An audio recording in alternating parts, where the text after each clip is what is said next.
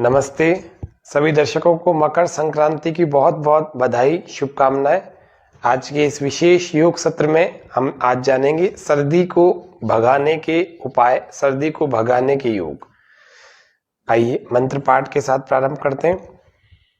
ओम तच्चक्षुर्देवहितं पुरस्तात् शुक्रमुच्चरत् पश्येम शरदः शतं जीवेम शरदः शतं शृणुयाम शरदः शतं प्रब्रवाम शरदः शतम् अदीनास्याम शरदः शतं भूयश्च शरदः शतात्।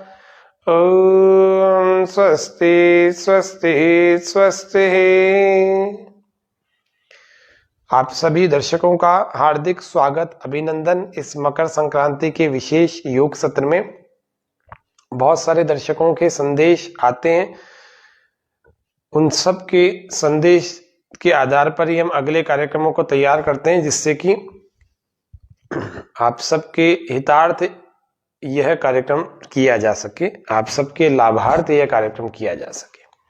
तो आप सबको मैं निवेदन कर दूं कि आप ही दर्शकों के अंदर से प्रश्न आए थे कि सर्दियां बहुत इस बार हो रही हैं, तापमान बहुत घट रहा है, तो सर्दियों को भगाने के कुछ योग या कुछ उपाय ऐसे हों जिससे कि तत्काल ही सर्दियों में लाभ मिले।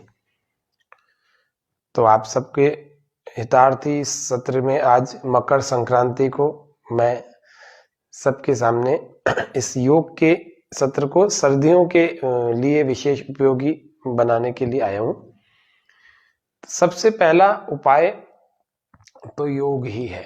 तो योग को जब तेज तेज करते हैं, अब बीमार व्यक्ति है तो धीरे धीरे करे। वैसे तो बहुत सारी चीजें आज बताएंगे सर्दी को भगाने के लिए, लेकिन फिर भी सर्दी को घटाने के लिए, लेकिन फिर भी आपको एक उपाय सबसे पहला ये ध्यान रखना चाहिए कि सर्दियों को घटाने का उपाय है हमारी इन दोनों उंगलियों के यहाँ पर बीच में, और ये इन दोनों के भी, इन दोनों के भी, इन तीनों उंगलियों, चारों उंगलियों के बीच में जो 3 गैप है, इन दूसरे हाथ के गैप से इसको लगाया जाए।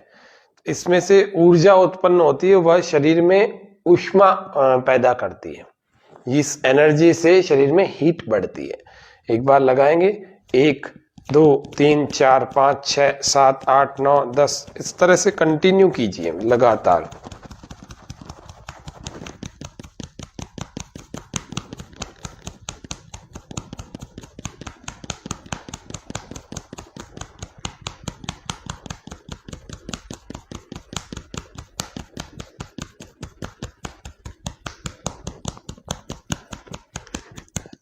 इससे हीट जनरेट होती है और खूब अच्छा खासा गर्मी आती है शरीर में।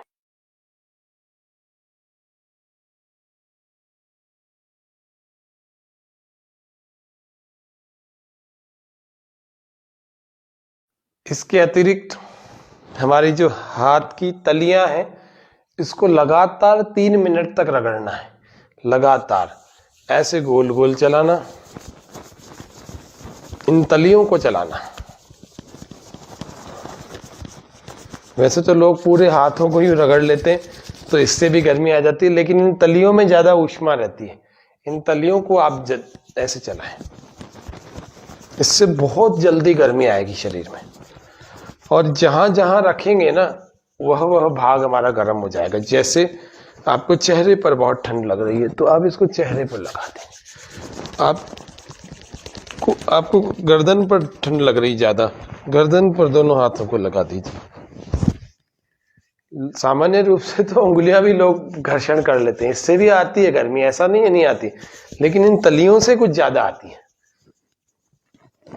इसमें अंगुलियों का सहारा नहीं लिया जा रहा, अंगूठे को सहारे में नहीं ले रहे।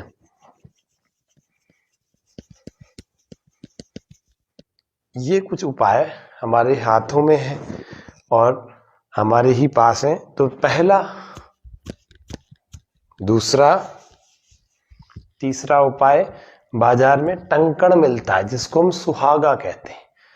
उस सुहागे को पिसे हुए के रूप में टंकण भस्म मिलती है, और उस टंकण भस्म को यदि हम चुटकी भर यानी कि 1 से 2 ग्राम अपने मुंह में रख लें एक दिन में 1 बार 2 बार तक अगर इसका सेवन करें, 2-3 दिन के लिए सेवन करना है, खूब अच्छी खासी शरीर में गर्मी आ जाएगी।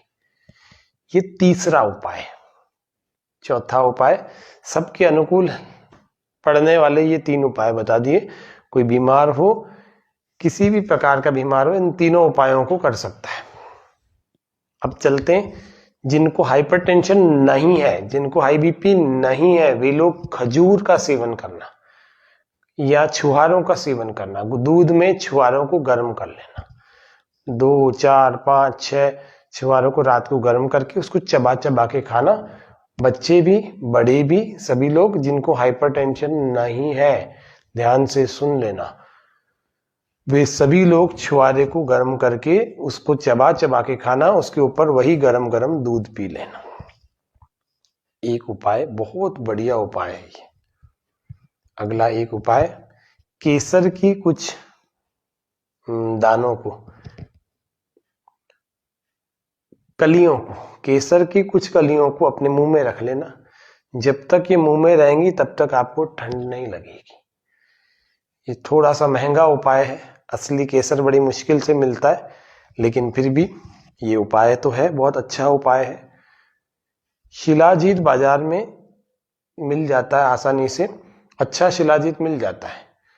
आप उसके लिक्विड फॉर्म को ले आओ, शिलाजीत का लिक्विड फॉर्म, उसकी 2-3 बूंदों को 1 कप दूध में, गर्म दूध में टपकाओ और उस दूध को ऐसे अच्छे ढंग से मिक्स करो और फिर उसके बाद इसको पी जाए रात को।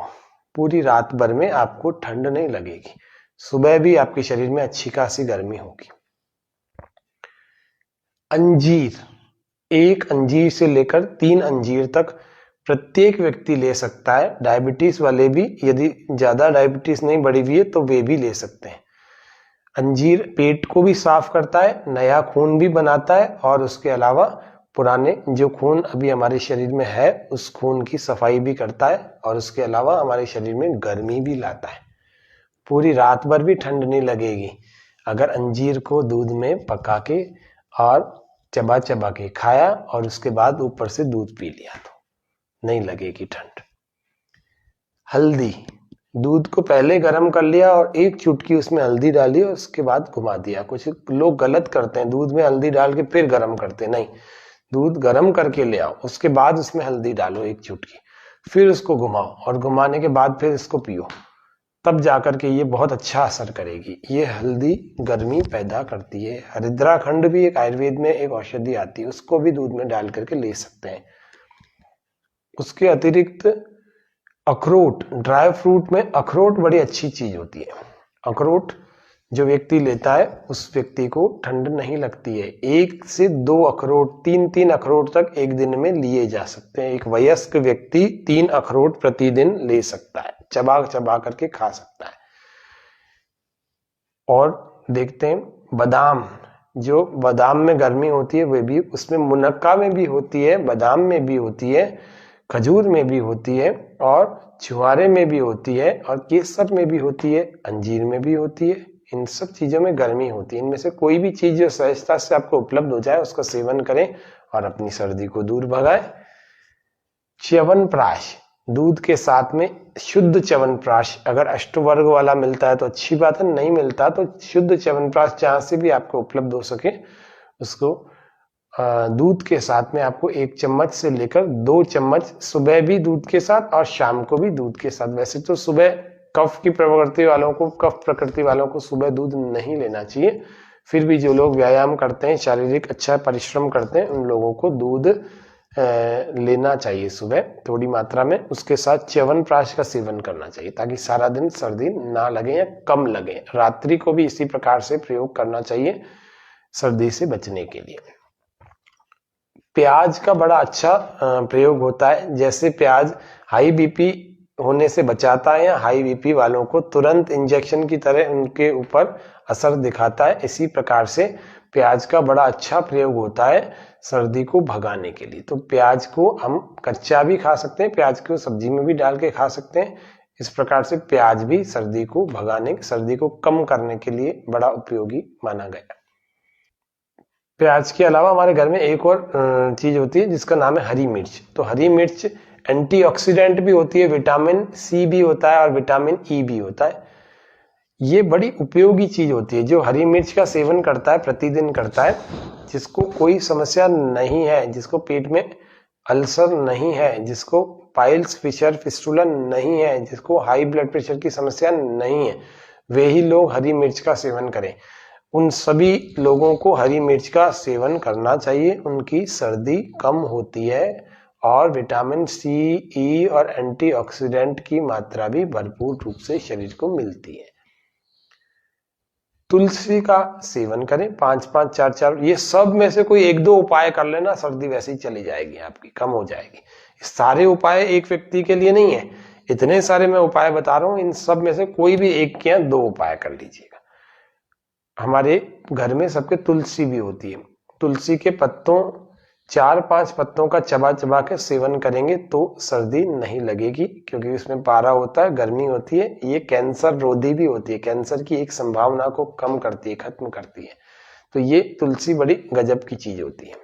सुबह सुबह एक बड़ी उपयोगी आप चाय बना सकते हैं। उस चाय में आप क्या डालें, 1 कप यदि आपको वो चाय बनानी है तो उस 1 कप चाय बनाने के लिए एक बर्तन में 2 कप पानी डालिए और उसमें थोड़ी अजवाइन, पहले नहीं डालना, सबसे पहले आप काली मिर्च डाल देना, फिर थोड़ी सी अदरक डाल देना, थोड़ी सी इलायची डाल देना, 4-5 लौंग डाल देना और 5 तुलसी के पत्ते डाल देना और फिर थोड़ी सी 1 चम्मच के करीब अजवाइन डाल देना, थोड़ा सा गुड़ डाल करके उसके थोड़ा सा, जब वो 1 कप पानी रह जाए तब तक आप उसको चलाएं और फिर ये 1 कप पानी रहने के बाद आप इसको छान करके इसका सेवन करें।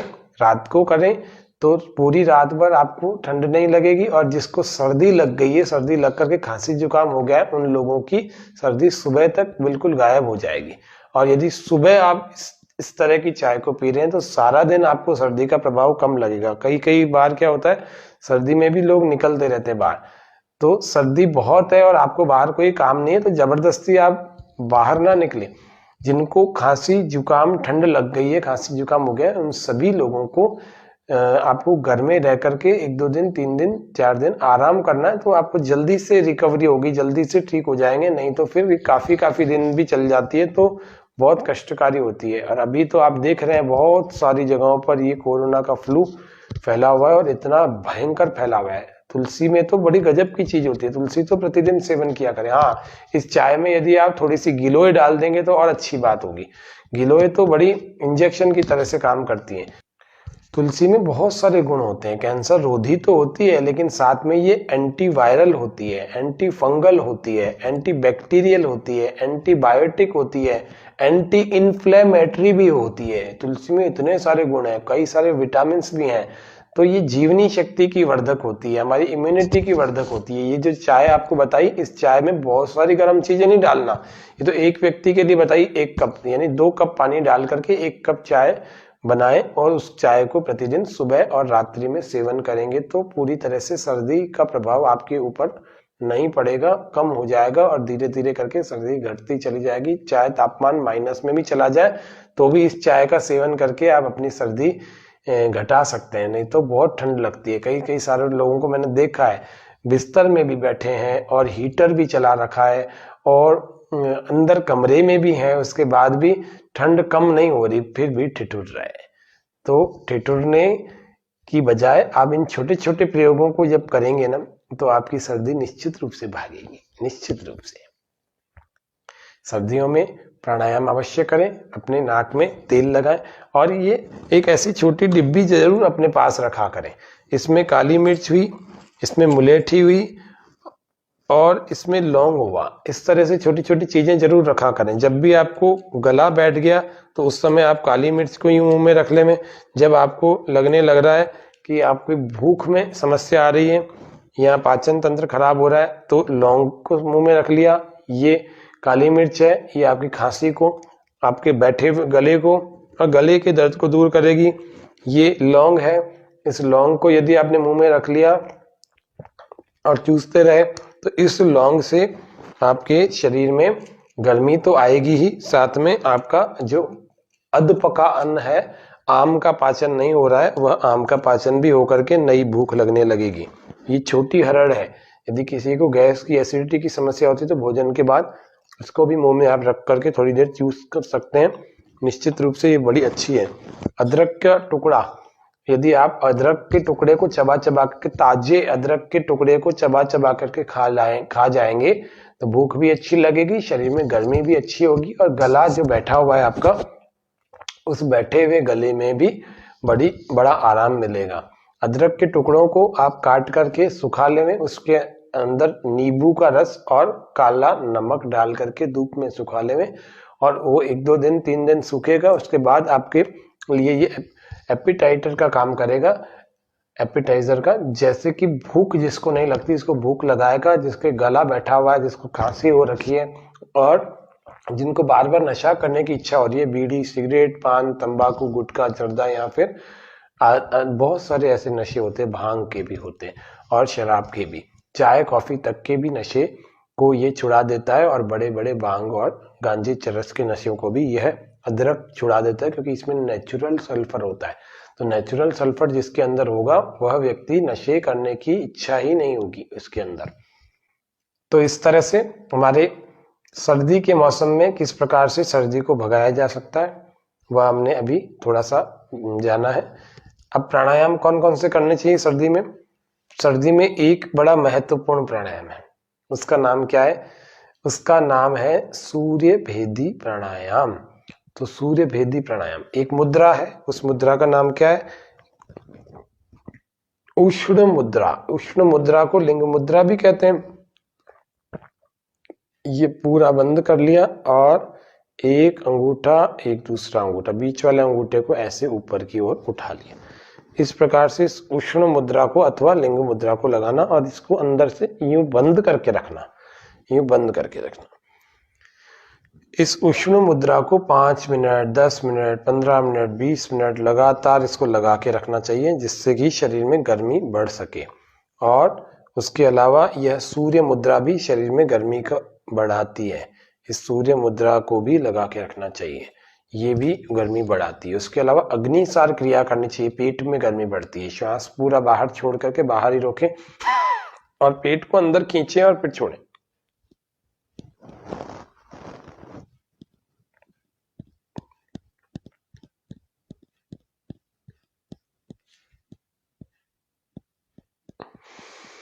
भस्त्रिका प्राणायाम जरूर किया करो, और भस्त्रिका प्राणायाम से एनर्जी बहुत आती है। जब एनर्जी आती है तो आलस नहीं आएगा, वरना सर्दियों में व्यक्ति को लगता है सोए रहें, आलस से बहुत आता है, कोई काम नहीं करे, ये बड़ी समस्या की बात है। तो भस्त्रिका प्राणायाम जरूर करना। श्वास पूरा भरते हुए हाथों को ऐसे फैला दो, श्वास पूरा बाहर छोड़ते हुए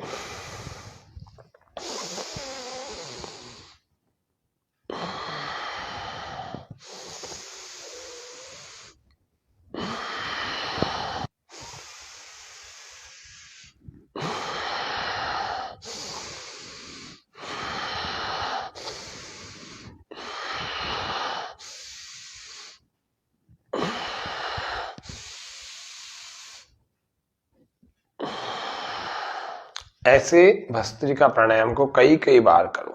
बहुत बार करेंगे तो फेफड़ों की शक्ति बढ़ेगी, हमारा वक्षस्थल बलवान बनेगा और उसके अलावा हमारे भीतर ऊर्जा का स्तर बढ़ेगा, एनर्जी बढ़ जाएगी। और जब एनर्जी बढ़ती है ना तो बहुत कुछ शरीर में ताकत आती है, बहुत शक्ति आती है। तो इसीलिए इसको तो हमें करना ही है। इसके अलावा सूर्य भेदी प्राणायाम का अभ्यास करना चाहिए। सूर्य भेदी कैसे होगा? देखो, राइट को खुला छोड़ेंगे, राइट से भरेंगे, लेफ्ट को हमने बंद कर दिया, राइट से हमने श्वास भरा, लेफ्ट से बाहर,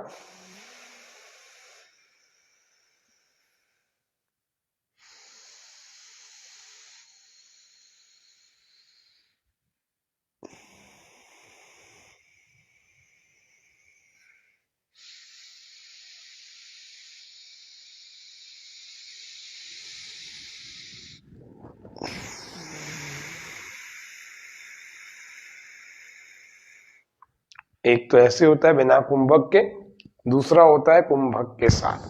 कुंभक कैसे लगेगा? देखो,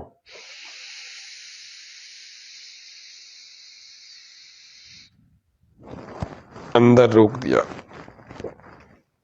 ऐसे ठोड़ी को ऐसे लगा दिया,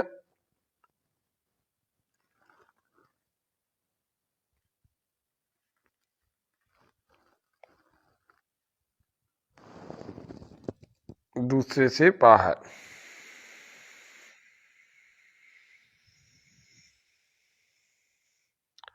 फिर दाएं यानी राइट से फिर से भरे,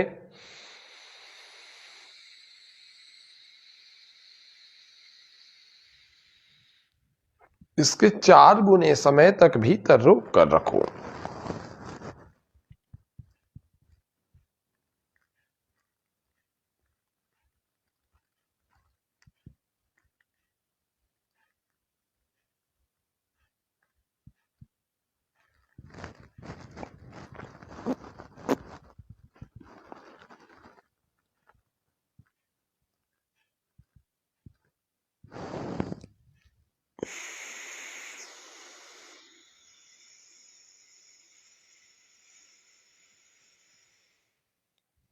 फिर दाएं से भरें,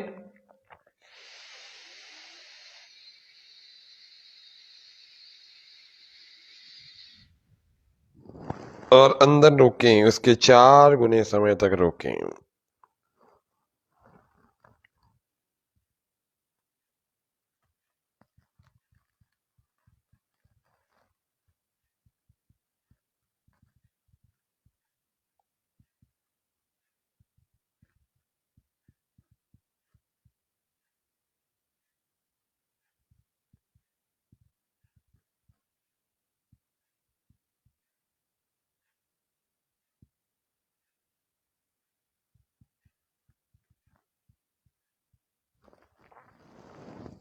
और बाएं यानी लेफ्ट से बाहर छोड़ देंगे।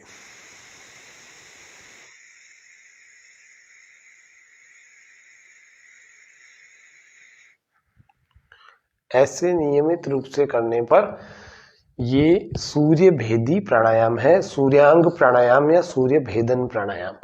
इससे शरीर में ताप बढ़ता है, इससे शरीर में ऊष्मा बढ़ती है, इससे शरीर में हीट बढ़ती है, इससे शरीर में गर्मी पड़ती है, तो ठंड नहीं लगेगी। इस बात को विशेष रूप से आप सबको ध्यान रखना चाहिए। तो ये गर्मी बढ़ाने वाले बहुत सारी चीजें आज आपको बताई हैं, तो और भी बहुत सारी, लेकिन मोटे मोटे रूप से आज जितनी बताई है, इनका यदि 1-2 का भी पालन कर लेंगे और प्राणायाम साथ में कर लेंगे तो आपको ठंड नहीं लगेगी या सर्दी से होने वाले रोग नहीं होंगे। तो ये ठंड भगाने वाले बहुत सारे उपाय हैं, तो इन सब में से सब आप सब लोग लाभ उठाएं। आज मकर संक्रांति के इस पावन पर्व की आप सबको पुनः पुनः बहुत बहुत शुभकामनाएं, बधाई हो स्वामी न्यूज की और इस योग व स्वास्थ्य की इस पूरी टीम की। मैं योग आचार्य हेमंत अजमेर से आप सबको बहुत इस पर्व की बधाई देता हूँ, मंगल कामना देता हूँ। आप सबका स्वास्थ्य बहुत उत्तम रहे, ऐसी ही कामना के साथ आज के सत्र को समापन करेंगे। ओम शांति शांति शांति, सर्वेभ्यो नमः।